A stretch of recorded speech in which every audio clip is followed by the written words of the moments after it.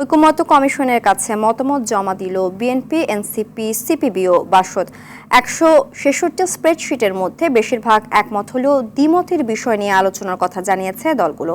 বিএনপির স্থায়ী কমিটির সদস্য সালাউদ্দিন আহমেদ বলেন, সংস্কারের সহযোগিতার মনোভাব রেখে সবাইকে যুক্ত রেখে গণতান্ত্রিক রাষ্ট্র গঠনে কাজ করতে চায় বিএনপি। জাহিদ রহমানের রিপোর্ট।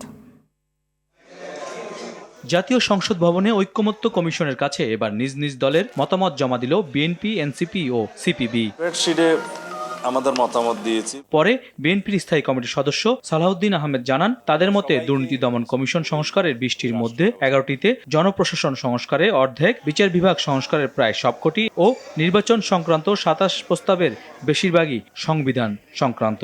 আমরা সবাইকে ইনক্লুসিভ করেই এই রাষ্ট্র ব্যবস্থাটা সাজাতে চাই, বৃহত্তর রাষ্ট্রীয় কাঠামোগুলো সংস্কার করতে চাই, একটি শক্তিশালী গণতান্ত্রিক রাষ্ট্র বিনির্মাণের জন্য, বৈষম্যহীন এবং সত্যিকারভাবে একটি সুশাসন বা ন্যায় বিচার ভিত্তিক বাংলাদেশ গঠনের জন্য। গণভোট যদি প্রথমে দিয়ে কোনো সংবিধান গ্রহণের ক্ষেত্রে যদি জাতি একমত হয়, সেটা আলাদা প্রশ্ন।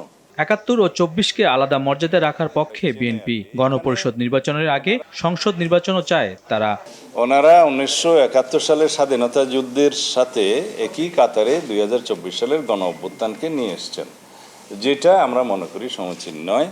আগের প্রিএম্বলেই থাকা উচিত। 2024 সালের গণ অভ্যুত্থানের অংশটি আমরা সংবিধানের অন্য জায়গায় কিভাবে তফসিলে, চতুর্থ তফসিলে অ্যাকোমোডেট করা যায় সেটা পরে আলোচনা করা যায়। 166টির মধ্যে 113টিতে একমত, 29টি আংশিক ও 22টিতে ভিন্নমত জানিয়েছে জাতীয় নাগরিক পার্টি, এনসিপি। দেশ একেবারে নতুন করে স্বাধীন না হলে নতুন করে সংবিধান লেখা যাবে না, এরকম কোনো বাধ্যবাধকতা নাই।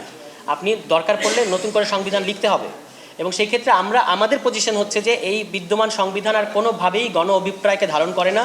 এদিকে সুষ্ঠু নির্বাচনের জন্য প্রয়োজনীয় সংস্কার আগে করার পক্ষে মত কমিউনিস্ট পার্টির। যে প্রস্তাবগুলো দিয়েছেন তার অনেকগুলো প্রস্তাবের সাথে আমরা একমত, অনেকগুলো প্রস্তাবের সাথে আমরা মৌলিকভাবে দ্বিমত পোষণ করি। 38 রাজনৈতিক দলের কাছে জাতীয় ঐকমত্য কমিশনের পাঠানো প্রস্তাবের উত্তরে এ পর্যন্ত জমা দিল 29টি দল।